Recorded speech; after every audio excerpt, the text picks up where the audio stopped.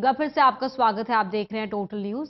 CBI छापे के बाद अरविंद केजरीवाल का प्रधानमंत्री मोदी के खिलाफ आपत्तिजनक टिप्पणी करना, इस मामले में तीसरी कोर्ट में याचिका लगाई गई है, जिसमें ये मांग की गई है कि केजरीवाल के ऊपर राष्ट्रद्रोह का मुकदमा चलाया जाए।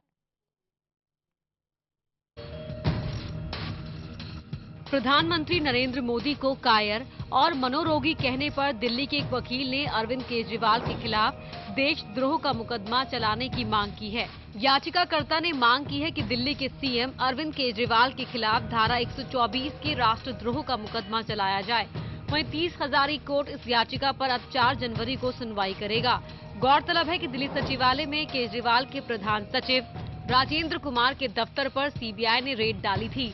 इससे नाराज होकर अरविंद केजरीवाल ने ट्वीट कर मोदी पर जमकर हमला बोला था। वहीं अपने ट्वीट में केजरीवाल ने कहा था कि मोदी जब मुझसे राजनीतिक रूप से नहीं निपट सके तो इस तरह के कायरतापूर्ण कदम उठा रहे हैं। उनका अगला ट्वीट था, मोदी कायर और मनोरोगी हैं। फिलहाल मामला अब कोर्ट में है। ऐसे में देखना ये होगा कि आने वाली 4 जनवरी को क्या दिल्ली के सीएम अरविंद केजरीवाल पर राष्ट्रद्रोह का मुकदमा चलता है या नहीं। टोटल न्यूज के लिए दिल्ली से सुशील पांडे की रिपोर्ट। और रुक कर रहे हैं बड़ी खबर की ओर। बड़ी खबर आपको बता दें, दिल्ली सरकार के मंत्रियों के जो तमाम बिजली के बिल हैं उन्हें भेजा गया है केंद्र सरकार के पास। और दिल्ली सरकार के बिलों को केंद्र सरकार के पास भेजा है एलजी नजीब जंग ने। तय प्रक्रिया न मानने का एलजी ने दिया हवाला। विधायकों की सैलरी का बिल भी केंद्र को भेजा है और अब केंद्र सरकार को इन बिलों पर फैसला लेना है। विश्वजीत झा हमारे सहयोगी जुड़ रहे हैं हमारे साथ। विश्वजीत, अब तक जो बिल पास किए गए दिल्ली विधानसभा में, उन सभी को एलजी ने केंद्र के पास भेजा है। क्या माना जाए कि टकराव के नए आसार यहां पर बनते दिखाई दे रहे हैं?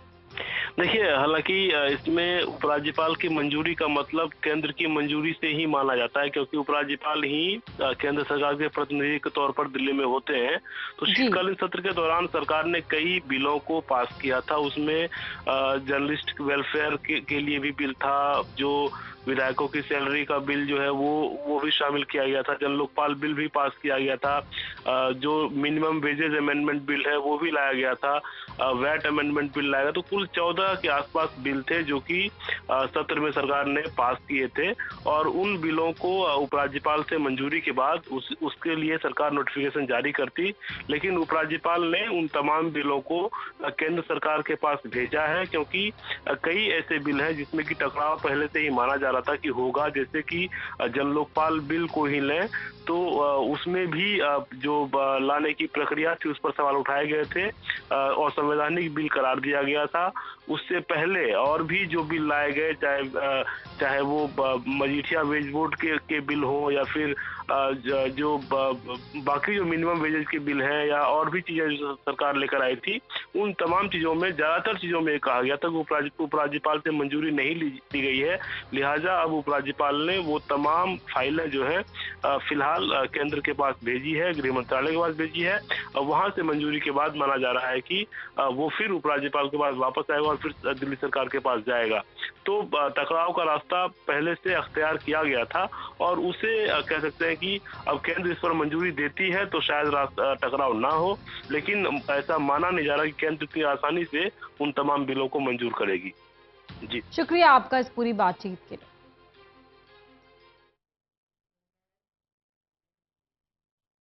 वहीं दिल्ली के शकूर बस्ती इलाके में झुग्गियों को गिराए जाने के मामले में दिल्ली हाई कोर्ट में सुनवाई हुई।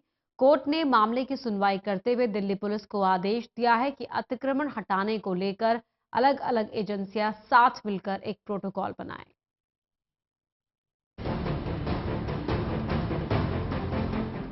दिल्ली के शकूर बस्ती इलाके में झुग्गियों को गिराए जाने के मामले में दिल्ली हाई कोर्ट में सुनवाई हुई। वहीं मामले की सुनवाई के दौरान कोर्ट ने कहा कि रेलवे फिलहाल दिल्ली और उसके आसपास के इलाकों की जमीनों पर जहां झुग्गियां बनी हैं, उन्हें बिना Delhi urban shelter improvement board और दूसरी एजेंसियों के साथ योजना बनाकर उन्हें हटाने की कार्रवाई करेगा। साथ ही हाईकोर्ट ने पुलिस को आदेश दिया है कि अतिक्रमण हटाने को लेकर अलग अलग एजेंसियां साथ मिलकर एक प्रोटोकॉल बनाएं। कोर्ट ने कहा, अगर बच्चे के माता पिता कोई मुआवजा चाहते हैं तो उन्हें कोर्ट आना होगा। सर्वे का काम संबंधित एजेंसियां जल्द पूरा करें। वहीं दिल्ली सरकार ने हाईकोर्ट को बताया कि वहां के लोगों को राहत पहुंचाने के अलावा वहां के 467 बच्चों को पढ़ाने का काम चल रहा है। हालांकि मानवाधिकार आयोग की रिपोर्ट जो कोर्ट के सामने रखी गई, उसमें बताया गया कि खाने की क्वालिटी में हमेशा तय मानकों के स्तर हमेशा बनाए रखने चाहिए। साथ ही हाईकोर्ट ने रेलवे को आदेश दिया कि उस झुग्गी के इलाके को पूरे तरीके से घेर ले ताकि बाहर के लोग झुग्गी में न आ पाएं। इस बाबत रेलवे अगली तारीख में हलफनामा दाखिल करेगा। दिल्ली पुलिस ने हाईकोर्ट को बताया कि 6 महीने की बच्ची की मौत के बारे में वो जांच कर रही है, जो 15 से 20 दिन में खत्म होगी। हाईकोर्ट ने Delhi urban shelter improvement board को आदेश दिया कि वो संबंधित एजेंसियों के साथ बैठक कर ये सुनिश्चित करे कि कैसे झुग्गी में रहने वालों को बेहतर सुविधा मुहैया करवाई जाए। हाईकोर्ट अब इस मामले में अगली सुनवाई 27 जनवरी को करेगा। टोटल न्यूज के लिए दिल्ली से सुशील पांडे की रिपोर्ट। और अब खबर गाजियाबाद के लोनी से, जहां एक व्यक्ति ने अपनी पत्नी की गोली मारकर हत्या कर दी। गाजियाबाद के डीएलएफ कॉलोनी की एक घटना है। आरोप है कि विक्रम तोमर नाम के शख्स का अपनी पत्नी रितु से झगड़ा हो गया था, जिसके बाद उसने पिस्तौल से फायर कर उसका मर्डर कर दिया।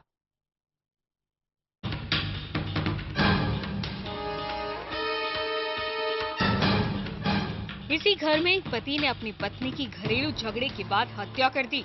दोनों ने 10 साल पहले प्रेम विवाह किया था, लेकिन शादी के कुछ सालों के बाद से ही दोनों के बीच तनाव होने लगा। बताया जा रहा है कि इस बीच विक्रम शराब का आदी हो गया, जिसे लेकर पति पत्नी के बीच अक्सर झगड़े हुआ करते थे।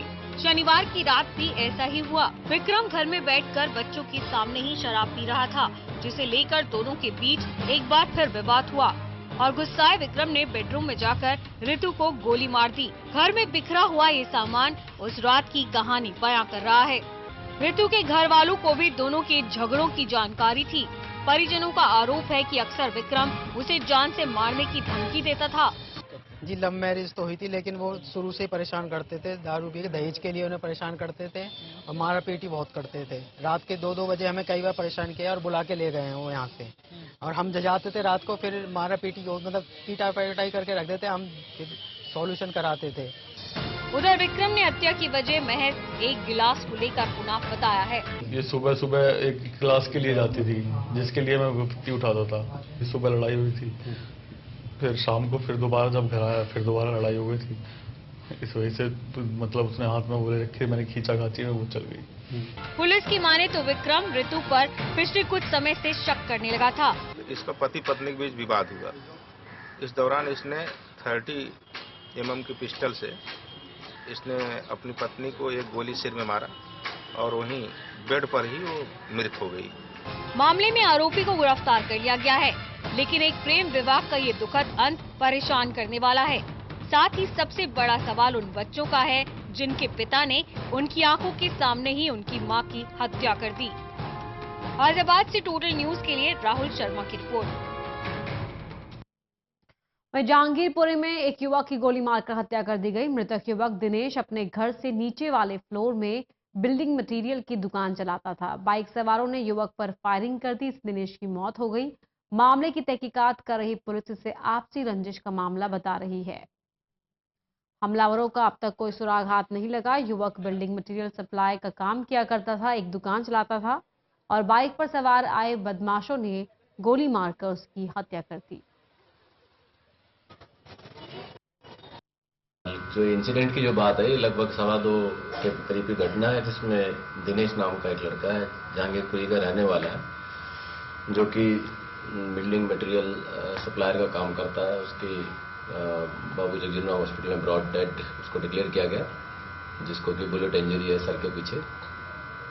और इस मामले की जो है छानबीन जारी है। क्या हमलावरों को पहचान हो पाई? कितने लोग थे, किस वाहन से आए थे, कैसे? हमलावर जो है उसके कुछ नाम सामने आ रहे हैं और उसी पे जो है हम डिटेल में जो है इन्वेस्टिगेशन कर। वहीं दिल्ली के लक्ष्मी नगर में चोरों ने शटर का ताला तोड़कर लाखों के लैपटॉप और लैपटॉप के पार्ट्स पर हाथ साफ कर दिया। चोरी की ये घटना दुकान में लगे सीसीटीवी में कैद हो गई, जिसमें 4 लोग चोरी करते हुए साफ नजर आ रहे हैं। चोर करीब 20 से 25 मिनट दुकान के अंदर रहे और दुकान में रखे लैपटॉप और लैपटॉप के पार्ट्स भी चुराए, जिसके आधार पर यह शक है कि चोरी करने वालों में कोई ना कोई कंप्यूटर का जानकार था, क्योंकि चोरों ने सिर्फ महंगे पार्ट्स की ही चोरी की।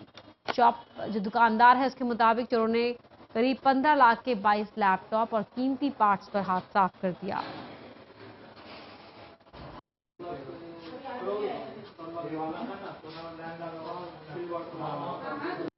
सुबह मॉर्निंग में ऑफिस बॉय जो है मेरे को न्यूज़ दिया कि भैया सेटर टूटे हुए हैं, सारे लैपटॉप गायब हैं। मैं यहाँ पे आया तो 100 नंबर पर फ़ोन किया, पुलिस वाले आए और विजिट करके चले गए। तो उन्होंने कोई मैसेज नहीं दिया मेरे को कि क्या स्थिति होना है। फिर मैंने फोटोज वगैरह भी दिखाया उनको, मैंने बोला इस तरह का फोटोज है, इस पर देखो, आप आदमी लोग को पहचानो। तो क्या क्या चोरी हुआ आपका? लैपटॉप और हार्ड डिस्क, रैम, कंप्यूटर से रिलेटिव सामान है, हमारा रिपेयरिंग का काम, उससे कंप्यूटर से रिलेटिव सामान चोरी हुआ है। कितने की चोरी हुई है? 10 से 12 लाख। रोहिणी में 19 दिसंबर को बुजुर्ग महिला की घर में हुई हत्या की गुत्थी को पुलिस ने सुलझा लेने का दावा किया है। पुलिस ने आरोपी के पोते और उसके दोस्त को गिरफ्तार किया है। पुलिस के मुताबिक बुजुर्ग के ड्रग एडिक्ट कलयुगी पोते ने नशे के लिए अपने दोस्त के साथ मिलकर अपनी दादी का कत्ल कर दिया था।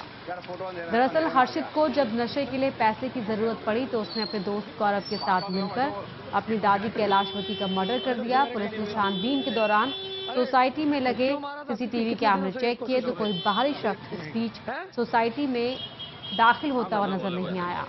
इसके चलते शक परिवार के ही सदस्यों पर हुआ और गुत्थी सुलझाते हुए पुलिस हर्षित और गौरव तक जा पहुंची। इसने अपनी ही एक फ्रेंड को कांटेक्ट किया था कि मेरा किडनैप हो गया है अगले दिन। तो ये जब इसको इन्फॉर्मेशन दी गई थी कि तुम्हारी दादी की डेथ हो गई है तो तुम यहाँ पे आ जाओ घर पे, तो ये घर पे नहीं आया। अगले दिन फिर बड़ी संदिग्ध हालत में इसने फ़ोन किया था, तो उससे हमारा शक और कंफर्म होता जा रहा था कि यही होगा। इसमें ये 2 ही लोग इन्वॉल्व थे? हाँ जी, 2 ही लोग इन्वॉल्व थे। इसके ऊपर इसने अपने दोस्तों से काफ़ी उधार पैसा ले रखा था। वो उधार का कर्जा चुकाने के लिए इसने सोचा कि पैसे। और यहाँ रुक रहे हैं एक छोटे से ब्रेक के लिए। टोटल न्यूज पर खबरें लगातार जारी हैं।